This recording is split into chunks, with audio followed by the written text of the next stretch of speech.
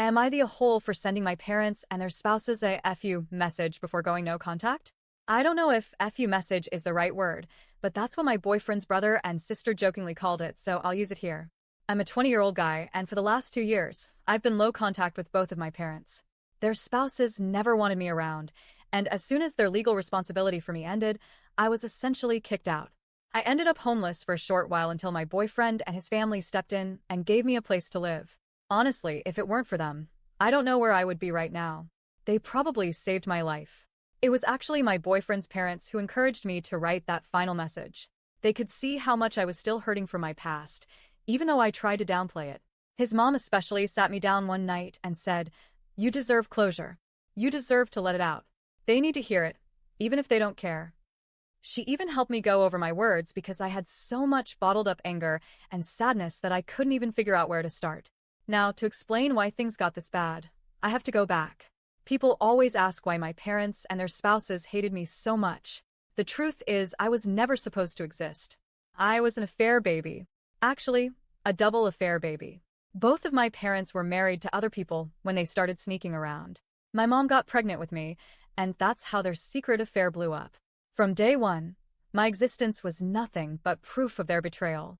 Neither of their spouses ever accepted me. In fact, they despised me. I wasn't allowed to call them stepmom or stepdad. I wasn't even allowed to call them by their first names. I had to use sir, ma'am, Mr. last name, or Mrs. last name, like I was some random outsider in their house.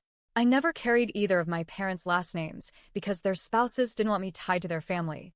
Instead, I got stuck with my maternal grandmother's maiden name. Even that decision was like a permanent reminder that I wasn't truly part of either family. Calling my half-siblings siblings was forbidden too. If I dared to say it, I got screamed at. My cousins were told not to play with me. On my dad's side, I was mocked and called the mistake.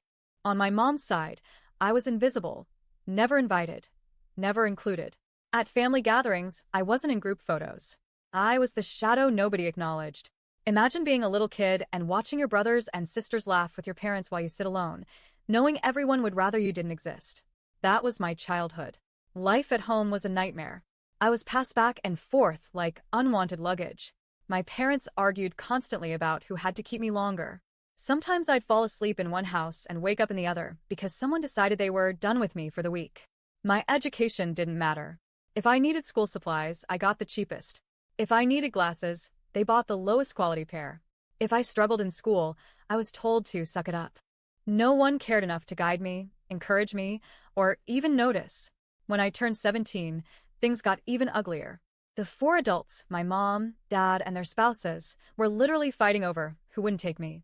Nobody wanted to house me, nobody wanted to spend money on me, and nobody wanted to help me prepare for adulthood. They didn't want to pay for college, trade school, or even a deposit for a crappy apartment. They just wanted me gone. Finally, they decided I wasn't welcome in either household. Since everything I owned technically belonged to them, I left with just the clothes I was wearing. No money, no plan, nowhere to go. That's how I ended up homeless until my boyfriend and his amazing family took me in. For years, I kept all of this hidden. I was ashamed. I didn't want to admit that my own parents treated me like garbage. My boyfriend knew I was an affair baby, but he didn't know how deep the neglect and abuse really went until he saw me with nowhere to live. I was terrified he'd pity me, or worse, see me the way my family did. A few weeks ago, my boyfriend's mom gave me advice that stuck with me. She said, "You don't owe them silence. You don't owe them respect. They failed you. Say what you need to say, then walk away." And for the first time in my life, I felt like maybe I had the right to speak up. So I wrote my "F you" message. It ended up being so long that I had to send it in 2 separate texts in the group chat with my mom, dad, and their spouses. I poured everything into it. I told them they were monsters, that they had abused me, that I was punished for existing, even though I had done nothing wrong. It wasn't me who cheated, it was them. I told them I hated them for making me feel like garbage for 20 years, and that my life was already better now because I finally had a real family, my boyfriend and his parents, who actually loved me for who I am. For a few hours, I left them unblocked to see if they'd respond. And wow. Their responses were worse than anything I could have imagined. Both spouses unleashed pure venom. They said I was selfish for expecting to ever be treated like family. They called me the product of their spouse's affair. One of them even said I was what abortion was invented for, and that they wished I had never been born. They admitted they wished every single day that I was dead.